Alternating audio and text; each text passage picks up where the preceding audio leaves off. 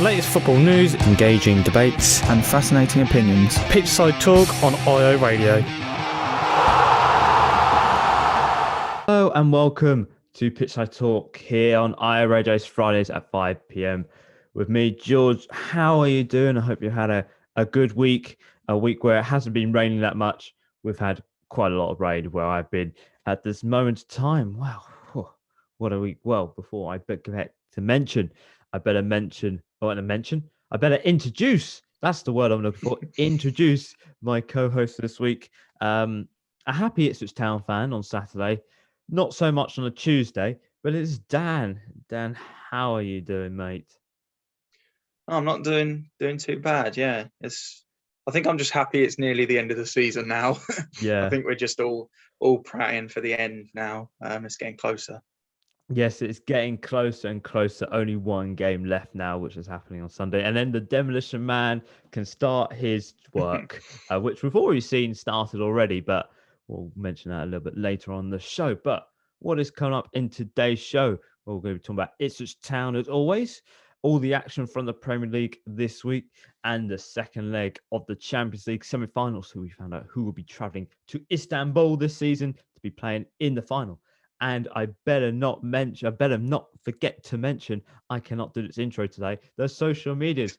Twitter is at Pitchside Talk. Instagram is at Talk_Pitch. YouTube and Mixcloud are both at Pitchside Talk. If you want to listen back to any other previous shows or any other additional content we do proves, we've done a new series called Fan Talk. We talked to Derby County fan.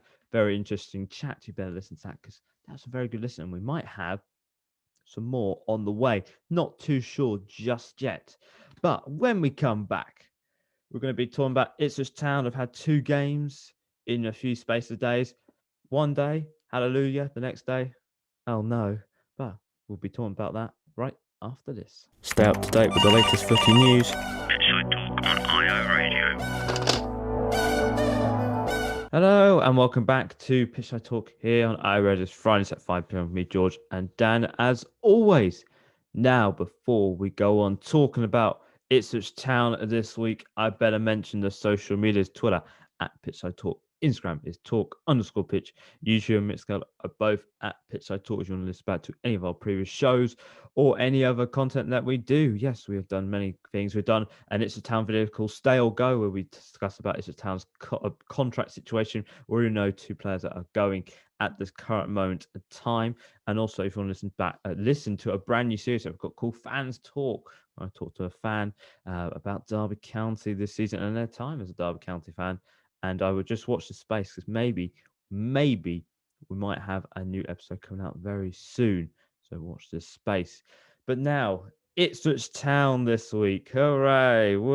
I'm the only one celebrating here about Ipswich Town because, nobody's really celebrating about it at the moment. But as the season draws to a close, it's getting closer and closer now. Ipswich Town played their final 2 away games of the season, looking to end on a high note after the playoff places are now mathematically impossible. Yes, I think we've known for months, but come on, they're now mathematically impossible. But nevertheless, Saturday, Ipswich Town ended their goal drought of 11 hours. And also as well, their winless run of 6 games after a 2-1 victory over relegated already Swindon Town. Dan, hallelujah. Ipswich Town, 3 points, 2 goals. Celebrate time. Yeah, I know. I couldn't actually believe what I was seeing. Scoring 2 goals in one game. What is this? So yeah, obviously happy with that win. I think going into it, you'd think that we were going to get something from it because I think Swindon have conceded so many goals this season, haven't they? They're already relegated, so you think that would be a perfect opportunity. Maybe it wasn't the prettiest win in the world. The goals weren't exactly the best goals, but we came away with the win, which is a good thing. I thought we were good at times. I thought we kept the ball quite well in this game. I don't really think. I think we created more chances, which was good to see as well. Obviously, we didn't take them, which is kind of what we're known for doing at the moment. Not really creating anything, I guess, in previous games, but we did create more in this one, which was better to see. I think it's good to see that. I guess what Paul Cook's trying to put across to these players is slowly working. I know it's coming to the end of that now, but I guess it's good to see it slowly working. I think Swindon had a few decent chances in the game, but couldn't really take them. I think they just lacked quality, and I think it wasn't a brilliant performance, but I think it was solid enough to get the win. There's still mistakes here and there, isn't there? The Giselle one, he kind of gave it away in a dangerous position. I think Brett Pittman should have scored that goal, scored a goal from that as well. And obviously the Cornell mistake for the goal as well, which was quite poor. And I feel sorry for him as well, because he had a good game last week, and he's kind of had two, games where he doesn't look too great. So disappointing for him. But I think overall, okay performance, and probably deserved the win in the end. But obviously doesn't really mean anything in the grand scheme of things, does it? No, unfortunately, it doesn't really. It's sort of, you're playing for pride, really, a little bit. I think it's what it is at the moment. But Ipswich Town, they played again on Tuesday for their final away game of the season, the last one.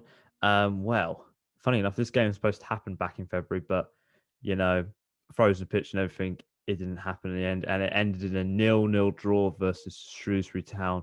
That's now Ipswich Town's 9th goalless draw of the season. Dan, only one more game now to go. This game wasn't the best, but wasn't the worst. But still, another goalless draw. It just really sums up Ipswich Town's season, really. A goalless draw. Yeah, that's what our season is pretty much, isn't it? I think you're right there. And yeah, I guess I don't feel as annoyed as I would do, because obviously we're not really paying for anything. It's coming to the end of the season now, so I'm not really too annoyed with this result. I think I would have been a bit more annoyed if it was earlier on. But it's another game where I think, again, we played okay. As you said, it wasn't the worst we've seen all season. But I think we created a bit. It's a bit sad that we're saying it's a good performance if we're creating chances, but I think that's how we are at the moment. But we were creating a bit more chances, not really doing anything with it. I think we had a lot of the ball. We're kind of controlling the possession side of it, and then not doing anything with it, which is what this season has been, hasn't it? Under Paul Lambert as well. That's how it was. We were controlling the ball and not really doing anything with it. So yeah, another pretty boring game. I thought we were okay, but we didn't really look like scoring. But obviously it's not the worst we've seen all season, which I guess is a good thing. I don't really know at this point. It's kind of a bit weird, these games, isn't it? It just feels a bit odd. We're not really invested in these games, really. But there was good signs. Obviously, we'll get into Dobra in a minute, but he was absolutely fantastic in this game, which is really good to see. I think Downs was pretty solid as well. I think we worked hard at times, but I think as in the last game, I think decision making is kind of against us again, and that's been a massive problem all season, hasn't it? Yes, so you'll get on to Dobra in a minute. It sort of was the standout player from that game. But the last 10 games now for Ipswich Town, 6 of them have now been goalless draws after that win last Saturday against Swindon Town. But this performance slightly felt like a little bit of improvement for Swindon Town, because we saw a glimpse of how Paul Cook wants to set up his side. He played in that 4-2-3-1, which has been heavily suggested he's going to play. He's played at all the other clubs that he's been to. But once again, no clinicalness really in that final third, lacking really in trying to, getting on the scoring department. But they're making chances, but we're sort of seeing they're making chances, but they're working for the team. It's all about that hard work, that commitment, that energy. We're starting to see it a little bit more there. As you said, Down sort of doing that, Dobra as well. But we're starting to see what he wants to do next season. And the players that are playing are invested in that a bit more than where they were when Paul Cook first came in. But we're seeing the players now are invested in his style. Yeah, it seems it's I guess it's kind of Mm. slowly working, isn't it? It's kind of slowly coming to them, but I think it's starting to show a little bit. I think there's a little bit more desire than they showed at the start. I think at the start there was just nothing, and I think not that long, like 2 or 3 weeks ago, it was like that as well. But I think we just lack quality. I think that's the main thing. We just lack that final bit of quality to get the ball into the net, and that's always going to go against you in every game you play. So I think, Paul Cook really wants to put across, the passion side of it. I think that's the kind of manager he is. He wants players to work hard. He wants them to give 100% all game, which is really good to see, because under previous management, that wasn't really the priority, was it? So I think Paul Cook is kind of that motivator, and I think if he has a really good assistant behind him, I think he could be really successful at this club. But I think it's good to see kind of the way he wants to play coming to seep through into the squad.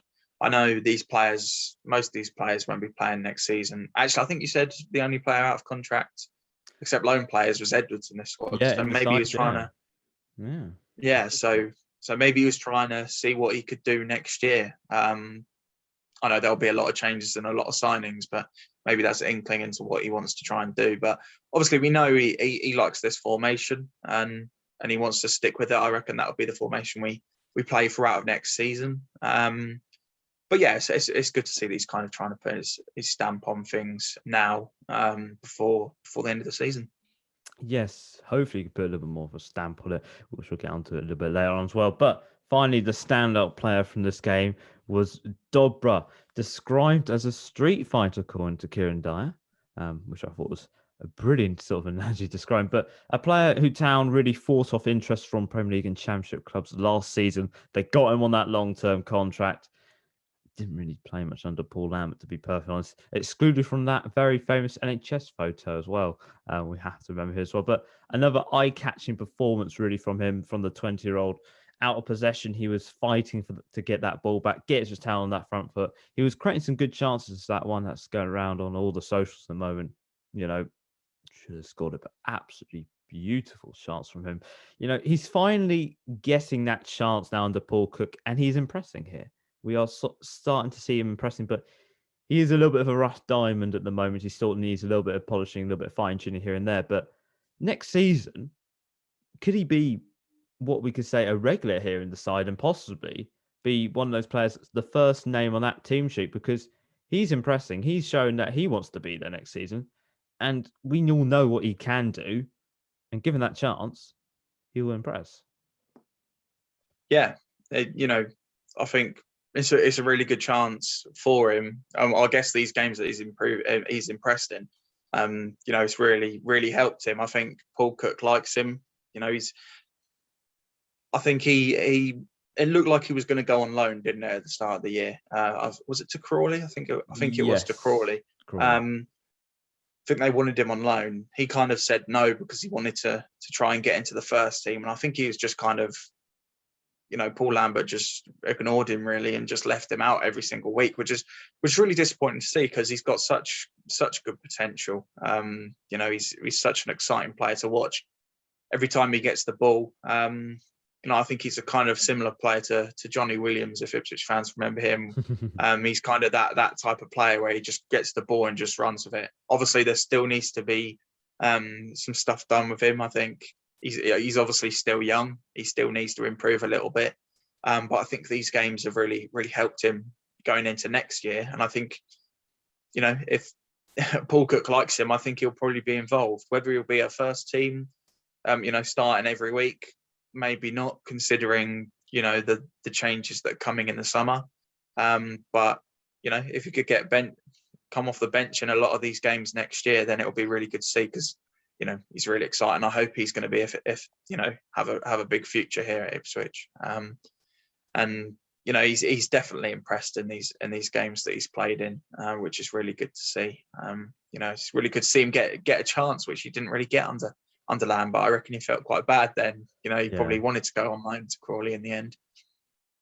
Yeah, it was kind of a bit bad. He wasn't getting that chance, but he's now finally getting them, and he's doing well. But Some more bad news for Ipswich Town. Kane Vincent-Young, he went down in stoppage time in quite a lot of pain, holding his shoulder, and he went off. And it looks like it's going to be a serious injury. I don't think he will be playing against Fleetwood. We haven't had that confirmed yet, but I don't think it's going to be very likely he will be playing. But he cannot catch a break, can he? We feel so sorry for him because we know how good of a quality player is Paul Cook. He's learning that now. And it looks like he's going to be firmly in his plans next season. I know Paul Cook is on about he's learning that wing back role, a brand new role he wants him to learn, and he's learning it quite well. But he just cannot catch a break. And it's so painful to watch. Oh. It is. It's so annoying. I feel so sorry for him. He's finally come back after that long-term injury, and this happens. It's just so unfortunate for him. I guess it's a good thing it's near the end of the season. He's got, the whole summer to recover. Hopefully it's not too serious. But yeah, it's so unfortunate. We all know how good of a player he is. And I think Paul Cook likes that kind of player. He likes a quick fullback, which is good to see because I love a quick fullback as well. And he's the type of player that I love, Vincent-Young. So yes, it's just so frustrating to see. I don't reckon he'll be, involved for Fleetwood. I think he'll be rested. It looked quite serious. I think there's a video going around of him kind of, the physio trying to lift his arm, and it looked like he was in a lot of pain. So, could be anything really with his shoulder. It could be dislocated or whatever, but it looked like in a lot of pain. So, I don't expect him to see him for Fleetwood, which I guess is understandable. But let's hope it's not too serious and he's here come pre-season next year, because I think if he's fit, he's going to be a really important player for us next year if we want to get promoted. Yes, let's wish him a very speedy recovery. Hope he gets back very soon. But from one side of the pitch to the other, to left back, and Ipswich Town has seen another player get released this week in Stephen Ward. He is now gone. He is being released. Like Alan Judge, there's a clause in his contract if he played 30 games, which is currently on 29 at the moment, he would have automatically signed a brand new contract, but that clause will not happen as he departs early. Somebody who I think when he first came in was a good signing at the time being some experience. We've seen him before. He didn't have a good end to his spell at Stoke, but he played well at other clubs, and he made a good impact when he first came in. But then he had that injury, sort of struggled from here on in, and then ever since he's sort of been like Kenlock really doing quite well in himself. And then we see him come back and we're going, why is Kenlock not playing? Kenlock's a very good player. But what do you feel to this sort of thing? Because, Paul Cook, he said, it's an absolute pleasure to work with him. He's got that experience, that leadership and an example. But, unfortunately, he's just somebody who's had to bite the bullet, really. He's not really, I think it's more down to the age, really, that sort of has done him in here. Because if not, I think maybe he could be staying there for another year. Yeah, I think it was kind of inevitable, wasn't it, that he was going to go. I don't want to, obviously, I've got nothing against him, but I'm not going to be upset. Well, I'm not upset at all that he's left. It's time for change, and a 35-year-old who, probably only have another year, who, as you said, he made an impact when he first came in. I thought he was quite good in the first few games that he played in. He's not great going forward, but defensively he was pretty good. But that injury just after that he was really poor. I don't think he was good enough. Maybe it was just his age catching up with him. After an injury like that at 35, it's going to affect you, isn't it? So, I think, it's good. It was a good decision from the club to do this because it shows the change we want to bring in. Wish him well in whatever he does, whether he retires or goes to another club. It'll be interesting to see if he stays in football. He goes to a different club.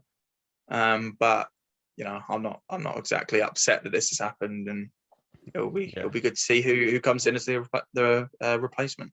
Yeah, it will be quite interesting because it sort of opens up an opportunity here for maybe Bailey Clements to possibly come in. We're not too sure. There hasn't been many rumours really on left backs at the moment, so we'll have to wait and see on that. Well, after the game, Paul Cook, he did not speak to the media. Instead, it was Kieran Dyer, the under-23s boss. He spoke to the media, and well, he was on good form. I think he did a 6-minute interview, if I'm correct.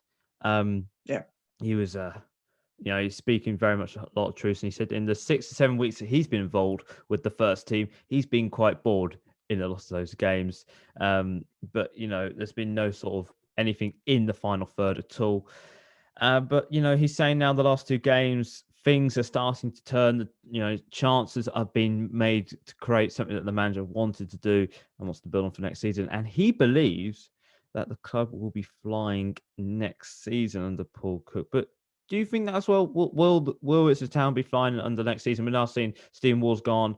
Well, there's a new director of performance coming in at Town, and Andy Rolls, who's got Premier League experience, I think, with Arsenal and some other clubs. But also, very ironically, he's coming from Bristol City, which Ipswich Town are liking to poach everybody really from Bristol City at the moment. CEO, all these other things. Might as well just poach the whole team, really. Get the cleans, get everybody in, get the kitchen staff in. We'll just become the new Bristol City at this moment. But do you feel that, things are going to get better and things are starting to turn here? We are starting to see it's a town finally turning the corner here, getting rid of the deadwood and bringing areas that they really needed to improve in.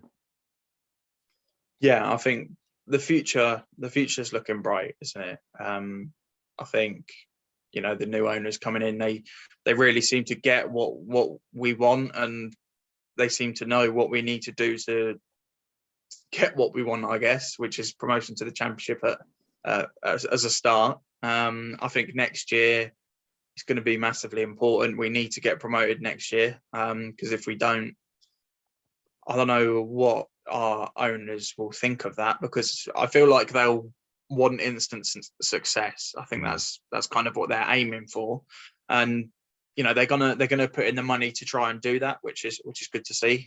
I think our fans need to stop thinking we're gonna sign really good Championship players, because that's not going to happen. There's financial fair play rules that exist. We can't just go and spend all the money that we have. But hopefully, they'll be back into bringing the players that we need. And I think Paul Cook and Kieran Dyer, they realise that the future looks bright as well. And to hear, someone like Kieran Dyer, who he loves the club, doesn't he? This is home. It's his home club. He's gone on national TV and talks about how much he loves the club. To see him, talking about how the future's bright, it's really good to see. And we can all hope that it changes, and I'm sure next season will be better, because it just has to be, doesn't it? I think that we're all praying that it has to be better, and I think it will. I think Kieran Dyer spoke really well in his interview. I hope he's involved next year. He was talking about how it's not just players who are out of contract, it's staff as well. So he's expecting a lot of big changes, and we're getting staff in as well, obviously. The new guy from Bristol City, all the new people from Bristol City coming in. But yeah, I think watching that interview, he was honest, and it was really good to see. Yes, it's really good to see. Well, you have a roommate. He's going to be possibly the new assistant manager at the town, don't you? You say that you think. I hope so. That would be really good to see. I think I saw things being rumored on Twitter a little bit, but whether that'll happen, I don't know. I think Paul Cook's kind of looking into different people. I heard Noel Hunt as well being mentioned. I think he was at one of our games not that long ago. Yeah. But I really would like to see Kieran Dyer involved. If not an assistant manager, I'd really like to see him involved in the first team in some sort of way. Yes, well, we'll have to wait and see. It looks like it's going to be a very interesting summer at Ipswich Town. But don't worry, we'll keep you all up to date with that on our social media and here on Pitchside Talk on IO Radio. Well, Ipswich Town, the last game of the season is here, at home for the final day of the season. Looking for a strong end to the season and to not possibly go flying down the table and get maybe hopefully a top 10 finish. That'd be quite nice. So the team in question today, it is Fleetwood Town, who are travelling down to Portman Road. They're currently in 15th place after a very disappointing season by their standards after they got into the playoffs last year. Dan, can Ipswich Town end on 3 points, end on a high, or will Fleetwood Town do the double over Ipswich Town this season? Yeah, obviously a game that means absolutely nothing. And I think it just marks, celebrations with Ipswich fans being the last game of the season. But yeah, I think Fleetwood, they've had a disappointing season, haven't they? Sacked Joey Barton during the season, which was an interesting decision because I think, they were having a poor year, but I think he probably would have done, he's a good manager. I know Bristol Rovers got relegated, but he didn't have much time there. But yeah, I think they still have a decent side. I think it's not going to be an easy game. I think my head's saying that we're not going to get anything from it. It'll probably just be another 0-0. But as it's the last game of the season, nothing to play for. My heart is saying we're going to win. So I'm going to say 1-0 to Ipswich for the final game of the season.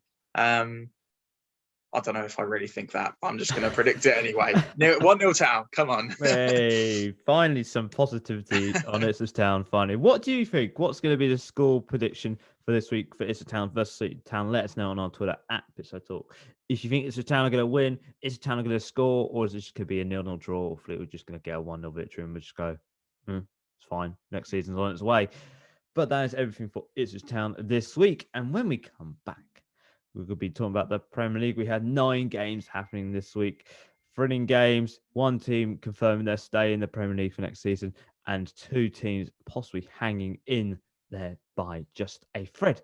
So we'll see what happens after this. Pitchside Talk on IO Radio. Hello and welcome back to Pitchside Talk here on iRadio. It's Fridays at 5 p.m. with me, George, and Dan, as always. Now, before we move on, talking about the Premier League this week, I better mention the social medias. Twitter is at Pitchside Talk. Instagram is at Talk_Pitch. YouTube and Mixcloud are both at Pitchside Talk. And if you want to listen back to this show, you've missed us talking about Ipswich Town this week, don't worry. 6 p.m. on Friday, straight away after the show is finished, the show will be live on YouTube and Mixcloud for listen backs. Don't worry. We've got you covered here on the show. Now, finally, the Premier League this week. Hooray. It was back in action. 9 games happening. Some thrilling games. One team confirming their stay in the Premier League for next season, and 2 teams' time in the Premier League hanging by a thread. So, here are the results for you. So, on Friday, we had a 1-1 draw between Leicester and 10-man Southampton. Crystal Palace, they lost 2-0 to Manchester City, who are now only 3 points away from winning the Premier League this season. A 2-0 victory for Brighton versus Leeds. Chelsea won 2-0 against Fulham, and Everton lost 2-1 to Aston Villa on Saturday. And then Sunday we had a 2-0 victory for Arsenal over Newcastle. Tottenham won 4-0 against Sheffield United, and then West Brom, they drawed 1-1 in the Black Country Derby with Wolves, and then Burnley lost 2-1 to West Ham on Monday. But Dan, there's only one game that we can start off with really that dominated all the headlines for all the wrong reasons, was Manchester United versus Liverpool, a bitter rivalry stretching back decades. But this week we saw the game get postponed after a fan protest saw 200 fans break into Old Trafford, a protest against the Glazer family's ownership of the club, and thousands of fans protesting outside the stadium and the team's hotel as well.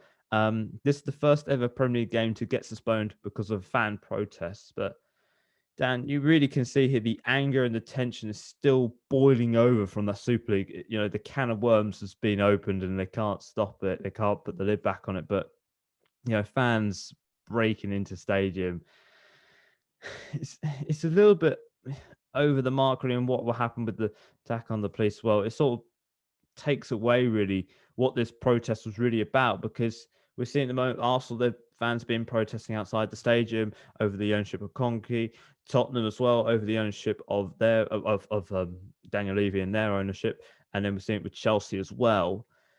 So it's not nice to see when fans break into a stadium before the game even happens. No, it's not nice to see, it's.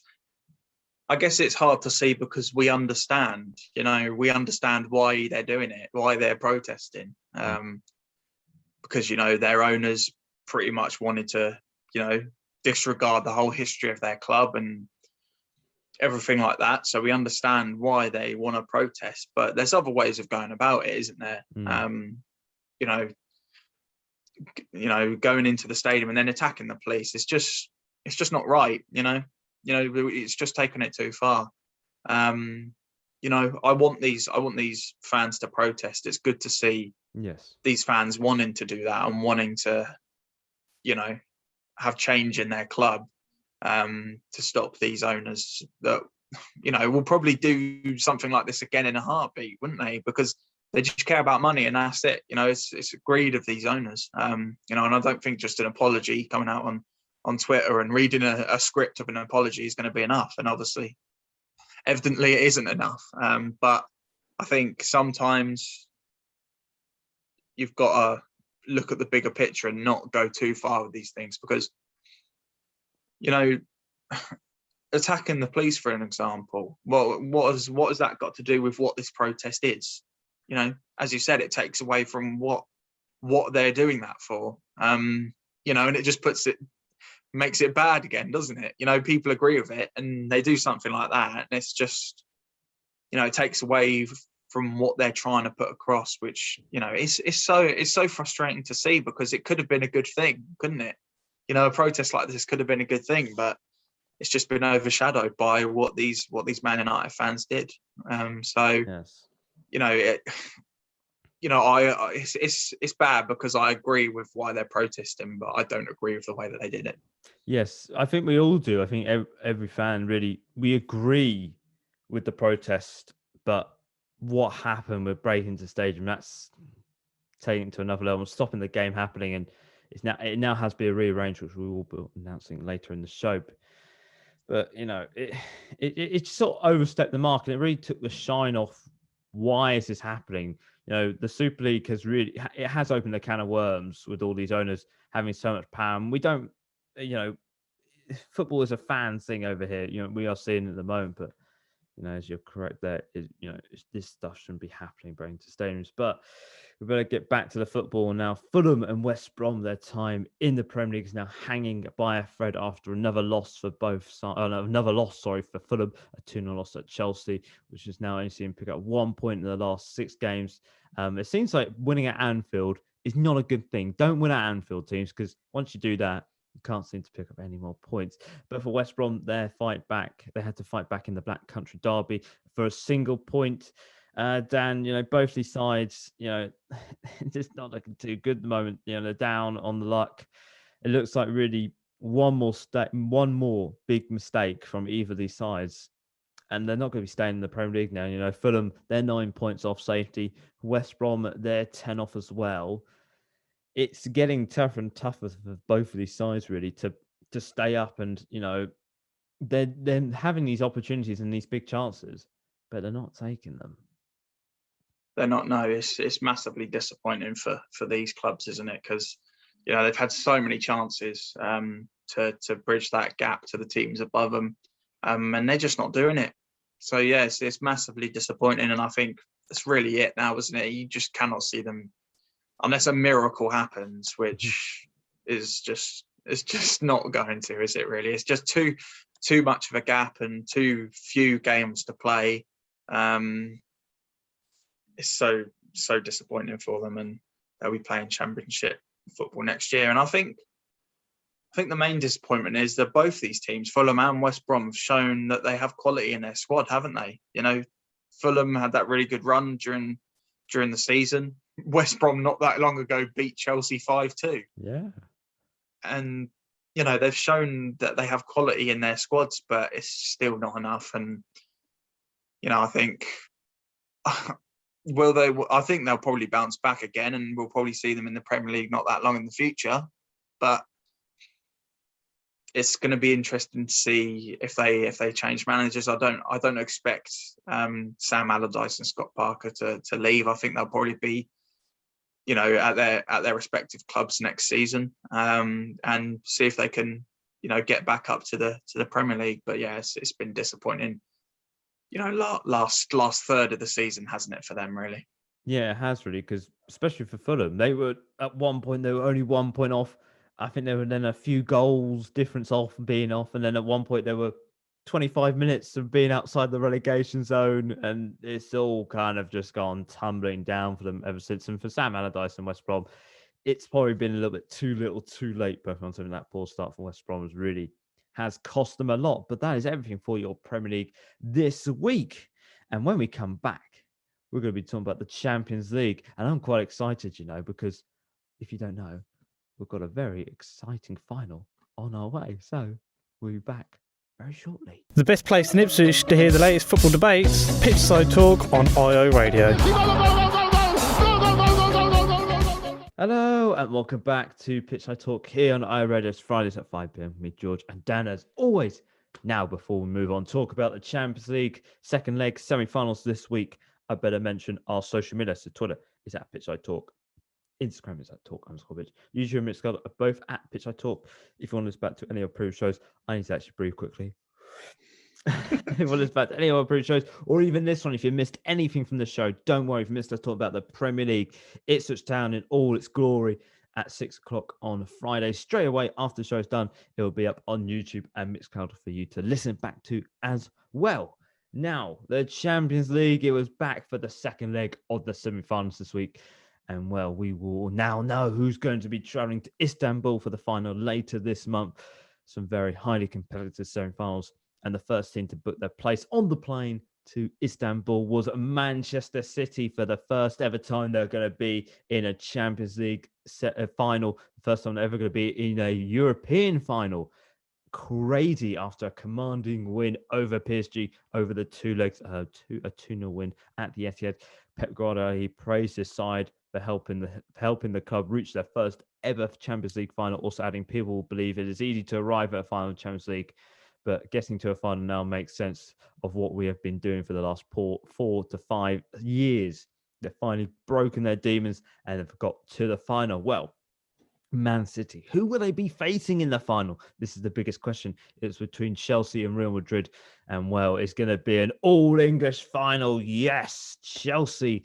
They convincingly overcame Real Madrid as Timo Werner and Mason Mount's goals booked Chelsea's place in the final. Tuchel praised his side for his energy and their positivity. Also, fun fact for you, Chelsea is the first ever football club to have both their men's and a women's sides in the Champions League final in the same season. Yes, the Chelsea's ladies team, they're going to be playing, I think, in the final this Sunday, if I'm correct as well. So we might talk about that. Maybe, I don't know, maybe.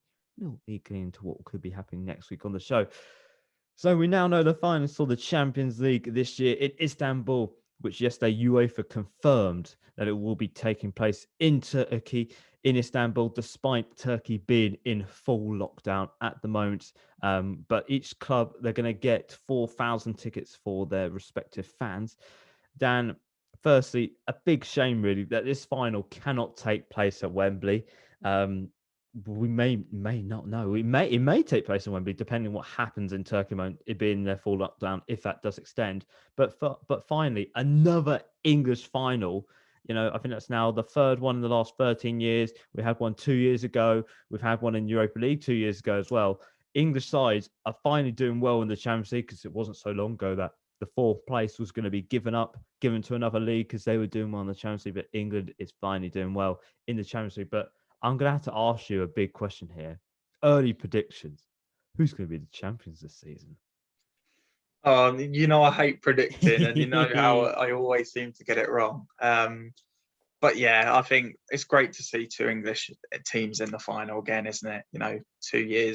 2 in 3 years now, showing, how much quality there is in the Premier League. But yeah, I think this game is a bit unfortunate that it's going to be in Istanbul. Obviously, they want fans there. I don't know how that's really going to work. I don't know how. I think they were given 4,000, weren't they? Yeah, each.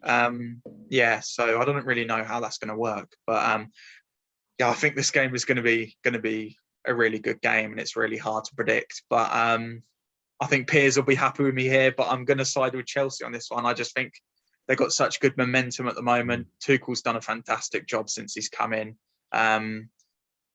I think they're going to be full of confidence going into this final. Obviously, it's not going to be an easy game because it's Man City, and their first final. Finally, they've done it. It's been a long time coming now, hasn't it? But I think Chelsea are just going to have enough. I think it's going to be a tight game, but I think they're just going to have enough, momentum to get it over the line and get a Champions League win. So I'm going to say it's going to be 1-0 to Chelsea in the final.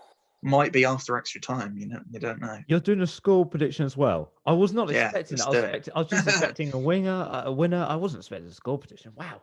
Cool. Is it going to be a Timo Werner winner in the extra time? But it's Demas behind him. Let's say yes. Yes, say yes. It's going to be a Werner winner. Oh God!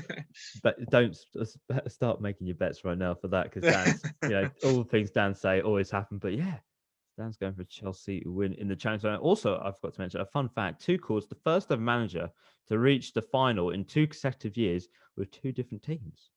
So maybe his luck will be in, but he did lose last time with PSG. But we'll never know. We'll have to wait and see. But when we come back, we're going to be doing a football roundup, and I have to say, it's going to be in a very exciting football roundup. As you can see, Dan's trying to hide a smile. I've given up behind my smile, but it'll be all good right after this. Pitchside Talk, footy debate from the Premier League Outback.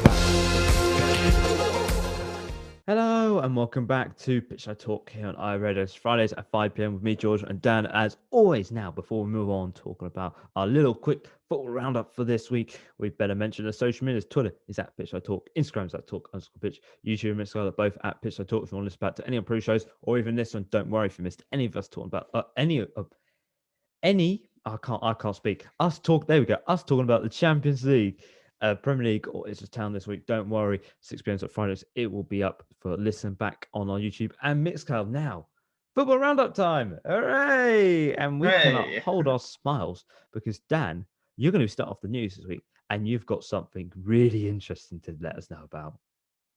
Yeah, I have. So some really big Ipswich news that actually got announced as we were recording this, which is quite mad. We were like, oh no, what are we going to say? But luckily this got announced. So we've got a new shirt sponsor for next year, and it's got announced that Ed Sheeran himself is going to be sponsoring us next year, which is, I was not expecting that. I knew, he loved the club and he wanted to get involved a bit, but sponsoring it, I wasn't expecting. Really good to see that. I think, if this is the owners, that was a smart move from them to agree to this. And it's really good to see. I'm quite happy with that. I know some people might not be, but I think it's a really good move. And I don't know how much money will be involved in this sponsor deal. That's what we're thinking of. We're thinking of the money here. But yeah, no, it's really good to see. It is and really also and some more news. Sorry. More news, some transfer news now. Obviously, we're getting to the end of the season now. We're going to hear a lot of transfer news, but there's been rumours that 3 Ipswich players are going to be going to Colchester. 3 Ipswich players, which is Freddie Sears is going to maybe make his return to Colchester alongside Luke Chambers and Cole Scouse. So 3 players that are getting quite old now look like they're going to be just going down the A12 to Colchester, which would be interesting. Well, that'd be very good for the A12 derby when that eventually does happen. Yeah. Great little rivalry there. But yeah, Ed Sheeran sponsoring Ipswich Town. I think a little bit more details. It's apparently a 1-year deal so far, initially, but it looks like something to do with his new tour. There's apparently a new album coming out, and it will be, well, we're going to have to wait and see what the shirt sponsor is going to be, because he said in time or something. He said, "Got have to wait." Yeah. So yeah, very interesting and some exciting times ahead for Ipswich Town. Well, I've got some news for you this week. So, as I mentioned earlier in the show, Liverpool and Manchester United's game got postponed on Sunday due to the fan protest, and it now has been rearranged for the Thursday, the 13th of May. So it now means that Manchester United are going to be playing a game. Well, they're going to be playing a game on Sunday. They were playing a game on Tuesday and then playing a game on Thursday. That's 3 games in the space of a few days. So what this means is that Man U are going to be playing 2 games in the space of 50 hours, as their game between Leicester has been moved forward by a day, and Liverpool's game against West Brom has now been moved back by a day to Sunday to fit this game in. So this game is going to happen. There's not going to be any of this thing of Liverpool will get 3 points on all this palaver. Man, you're going to get docked points. But this game is now going to be finally happening at Old Trafford on the 13th of May. And that is everything for today's show. We've made it to the end of the show, Dan. Dan, what a jam-packed show. You know, we were started doing it and we thought, well, ain't going to be much at the end. Ed Sheeran's just coming and gone, bang, and he's giving us some fantastic news. But I want to thank you very much for being on the show today. And I guess I'll see you next week when we talk about Ipswich Town for the final game of the season. Hooray! Final game. I don't know, to celebrate, Yes, cry. What do we do? Celebrate, cry, happiness. We definitely don't cry. It's definitely, or if we do, it'll be a happy cry. Oh gosh, we'll have to wait and see. Well, before we go, I better mention social medias. Twitter is at Pitchside Talk, Instagram's at Talk_Pitch, YouTube and Mixer both at Pitchside Talk. If you want to listen back to any of our previous shows or this one, don't worry, it'll be up in a few minutes, 6 p.m. on Fridays for a listen back, so you can listen back to anything in the show. Us talking about Ipswich Town, Premier League, and the Champions League this week. So yeah, that's everything for the show. He's been Dan, I've been George. We'll see you next week, and ciao. Yeah. The whistle has been blown for full time. Tune in next week for another jam-packed show.